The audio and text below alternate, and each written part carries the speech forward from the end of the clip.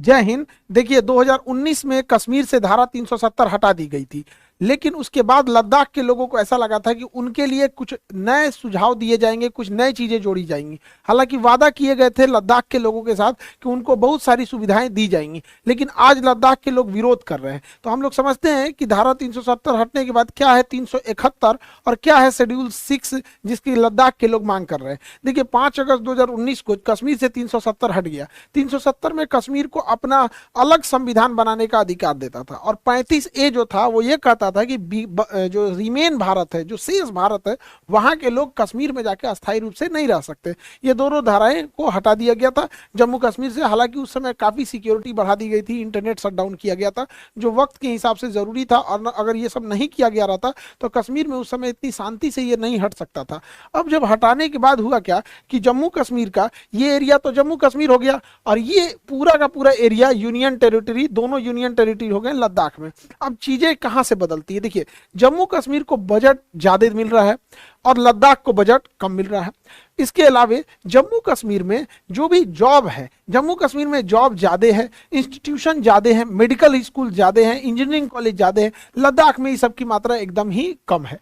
इसके अलावे जम्मू कश्मीर की इकोनॉमी ठीक चलती है। वहाँ ड्राई फ्रूट जो होता है, पूरे इंडिया में सबसे ज़्यादा ड्राई फ्रूट के मामले में कश्मीर फेमस है। यहाँ पे कश्मीर का सेब, कश्मीर का केसर, ये वॉलनट्स, ये अखरोट, ये सब चीज़ें वहाँ बहुत जाती है। जबकि लद्दाख पूरी तरह से बंजर एरिया है। तो लद्दाख के लोग इसका कह रहे हैं कि भाई आप एक ही हमारे वो पे भी देखिए यहाँ पर इस चीज़ को गौर करने के लिए। लद्दाख में एक और प्रॉब्लम क्या है, टूरिज्म अगर देखेंगे तो कश्मीर के एरिया में टूरिज्म बहुत बेहतर ढंग से है यहाँ पर, लेकिन अगर वहीं लद्दाख की बात करेंगे तो वहाँ बंजर पहाड़ है, बहुत हार्ड वहाँ पे जाना होता है, सड़कें भी उतनी अच्छी से नहीं है, बर्फ का बहुत मार झेलना पड़ता है, मौसम एकदम खतरनाक हो जाता है लद्दाख के एरिया का।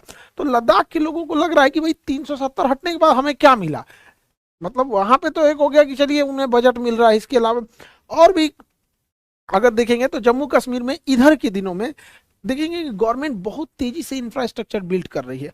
अभी T5 T15 से T15 ये सब करके टनल्स का निर्माण किया गया है। वहां पे बहुत बड़े ब्रिजेस का निर्माण किया गया है, चिनाब नदी वगैरह पर रेलवे नेट कनेक्टिविटी को बढ़ाया जा रहा है। लेकिन लद्दाख में ये सब नहीं हो रहा है, तो लद्दाख के लोगों का भी गुस्सा है इस बात को लेकर।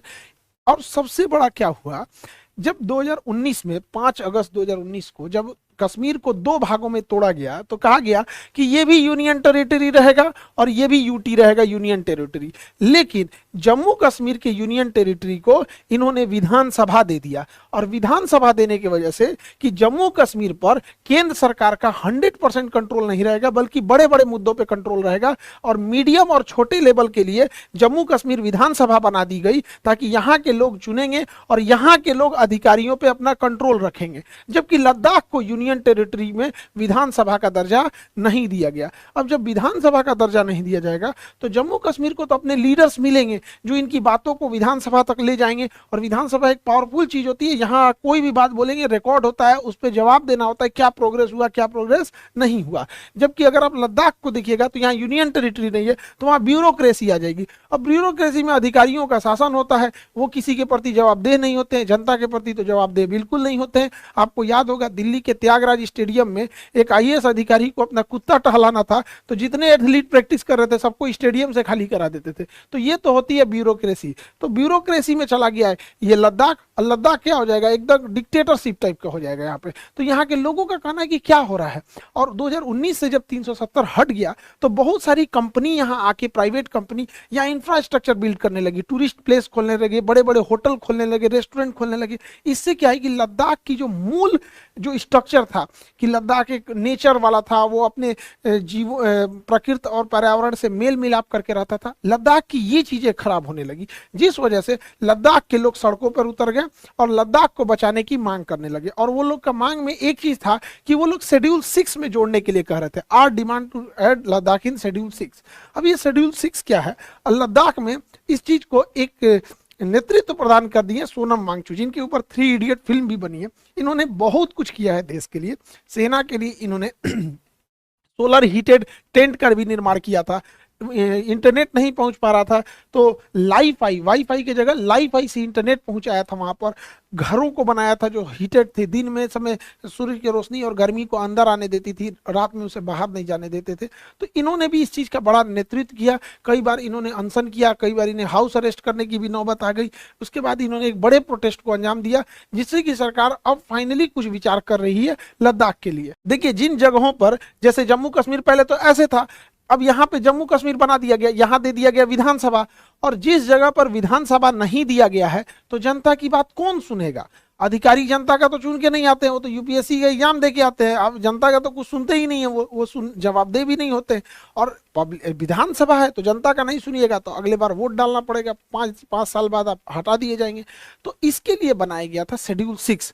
भारतीय संविधान का शेड्यूल 6 जो है, ये जनजातीय क्षेत्रों को अपना अलग कानून बनाने का अधिकार देता है डिस्ट्रिक्ट लेवल पर, पूरे बड़े लेवल पे नहीं देता है। ये देता है ऑटोनोमस डिस्ट्रिक्ट काउंसिल, जिला लेवल पर। जिस जिला में ऐसा लगता है कि नहीं, यहां पर इन्हीं लोगों की स्वायत्तता होनी चाहिए। जैसे आप देखेंगे असम, मेघालय, त्रिपुरा, मिजोरम, ये 4 स्टेट हैं। असम, मेघालय, त्रिपुरा, मिजोरम, ये 4 स्टेट ऐसे हैं जहां पर इन्हें अपनी स्वायत्तता दी जाती है। जैसे एग्जाम्पल के तौर पे मेघालय में 3 पहाड़ है, गारो, खासी, जैंतिया। तो खासी जनजाति जो है, खासी जनजाति आज भी वहां मातृसत्तात्मक है। वहां पे तो बहुत सारी जनजातियां हैं जिसमें, जैसे हम लोग का समाज पितृसत्तात्मक है, यहाँ पे लोग पिता का नाम बताते हैं, माता का नाम नहीं बताते। कोई पूछेगा किसके लड़के हो, तो पिता का नाम बताएगा, लेकिन वहां माता का नाम। तो ऐसे अलग अलग जगहों पे, कई ऐसे जगह हैं जहां पे अभी भी नर कंकाल रखे जाते हैं। अब भारतीय संविधान के हिसाब से अब नर कंकाल खोपड़ी नहीं रख सकते, तो वो जनजातीय क्षेत्र की होगा। तो वहां क्या है, शेड्यूल 6 कहता है कि जिस जिले में इस तरह के जनजातीय या बहुत पुराने ट्राइबल्स रहते हैं, वहां उन्हें ऑटोनोमस डिस्ट्रिक्ट काउंसिल दिया जाए। जबकि देखिए 370 क्या था, पूरे राज्य को ऑटोनोमी दे देता था, पूरे राज्य को स्वायत्तता दे रहा था।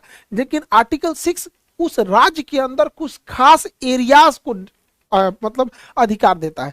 तो यही कहना है लद्दाख के लोगों का कि यहाँ बड़ी बड़ी कंपनियां आ जाएंगी और ये पूरी पहाड़, पूरी इकोसिस्टम को नाश देंगी। इसलिए हमें शेड्यूल 6 दे दीजिए, और शेड्यूल 6 में हम डिसाइड करेंगे कि कौन कौन एरिया ऑटोनोमस रहेगा। वो डिसाइड कर देंगे, जो जो हाईली सेंसिटिव जोन है उसको एडीसी में डाल देंगे, ऑटोनोमस डिस्ट्रिक्ट काउंसिल, कि यहाँ कोई आके इन्वेस्टमेंट नहीं कर सकता है। तो जिस जिस जगहों को बचाना चाहते हैं, जैसे बिहार में, जैसे अगर घाट है, बिहार की जितनी नदियां हैं उसके घाट पे छठ की पूजा होती है। पता चला कोई कंपनी आई और घाट को कह दिया कि हम इसको अपने लिए यूज करेंगे, छठ पूजा आप कहीं और करके दीजिए, बवाले हो जाएगा। तो हम लोग भी उसके लिए क्या कहेंगे कि भाई एक काम करो, तुम्हें कंपनी बनाना है तो ये छठ का जो घाट है ना, ये हम लोग के लिए छोड़ दो शेड्यूल 6 में, इसमें हम ही लोग का अपना ऑटोनोमस रहेगा।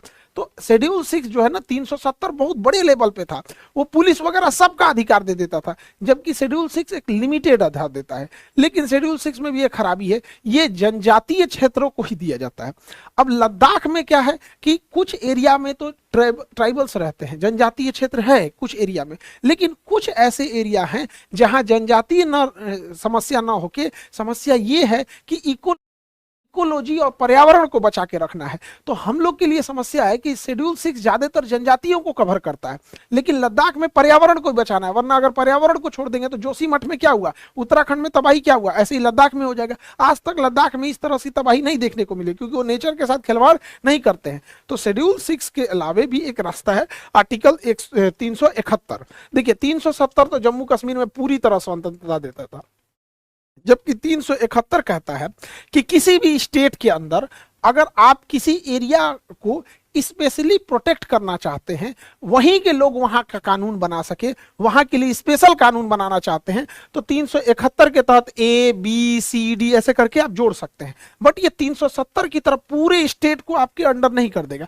कोई स्टेट के अंदर कोई खास चीज को आप रोक सकते हैं। जैसे गुजरात में कोई एरिया है, जैसे कच्छ का एरिया सेंसिटिव है, तो 371 में डाल देंगे कि हाँ इस कच्छ के एरिया सेंसिटिव एरिया है, यहाँ आप कंस्ट्रक्शन नहीं कर सकते। उसी तरह से हालांकि ये चीजें 370 इतना हार्ड नहीं है, बट ये है कि किस खास एरिया को कर सकते हैं। अब इसमें ये रोक टोक नहीं है कि आप जनजातियों के लिए ही करिएगा, आप किसी चीज के लिए कर सकते हैं। जैसे 371 में महाराष्ट्र और गुजरात के लिए कुछ एरियाज को स्पेशली किया गया था। 371A में ये स्पेशल प्रोविजन दिया गया था नागालैंड के लोगों को कि कुछ खास एरिया में अपने ट्राइबल्स को रह सकते हैं। 371B में जो था वो असम में था, 371C के मणिपुर में, उसी तरह आंध्र प्रदेश में था। तो ऐसे ऐसे करके था, तो उसी में यहाँ पे 371B, C, D, E ऐसे करके है। तो हम लोग बेसिकली इसे जोड़ना चाहेंगे। अब सरकार इस बात का प्लान कर रही है कि लद्दाख को 371 के तहत जो जो मांगे हैं उनकी, कि हमारा नेचर डिस्टर्ब नहीं होनी चाहिए, हमारी नदियां दूषित नहीं होना चाहिए, यहाँ इतने फ्लोर से ऊपर बिल्डिंग्स नहीं होनी चाहिए,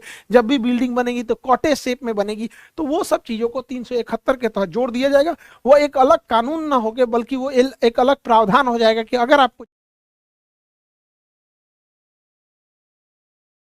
जाना है तो आपको ये चीज फॉलो करना पड़ेगा। वो 370 इतना हार्ड नहीं होगा, वो जरूरी है तय किसी भी चीज को बचा के रखने के लिए। हम लोगों को भी खड़े रहना होगा लद्दाख के लोगों के साथ, क्योंकि लद्दाख के लोग हैं जो कारगिल में ही सबसे पहले सूचना उन्होंने ही दिया था। वो लद्दाख के लोग हैं, चाइना उनके लाख प्रलोभन दे देता है, वो कभी चाइना की ओर से नहीं जाते हैं। वो भारत के लिए दृढ़ संकल्पित होकर खड़े रहते हैं और हमेशा भारतीय सेना की मदद की है, चाहे वो रास्ता दिखाने में, चाहे उन्हें गुप्त सूचना देने में। तो लद्दाख के लोगों का जो कहना है, तो सरकार इसे 371 में रखने के लिए सोच रही है। और क्या मांग है कि जैसे केंद्र सरकार अपने अधिकारियों को नियुक्ति करने के लिए यूपीएससी के थ्रू एग्जाम लेती है, राज्य सरकार अपने पीसीएस के थ्रू, जैसे बिहार में अगर कोई बड़ा पोस्ट चाहिए एसडीएम डीएसपी ये सब चीजों को, तो बीपीएससी के थ्रू जा सकते हैं। उसी तरह लद्दाख के लोगों के लिए लद्दाख पब्लिक सर्विस कमीशन होना चाहिए, एलपीएससी होना चाहिए, जो लद्दाख के लोगों को वहां पे एडमिनिस्ट्रेशन दे सके। अब पता चला कोई बिहार का है, कोई महाराष्ट्र का है, कोई यहाँ से ड्यूटी करने लद्दाख जाएगा, उसको समझ में नहीं आएगा, और अगर वहीं के लोग रहेंगे तो शासन अच्छे से हो सकता है। इसके अलावा जो छोटे कर्मचारी होते हैं, जो मिडिल लेवल के कर्मचारी होते हैं, उनकी भर्ती के लिए एसएससी होती है।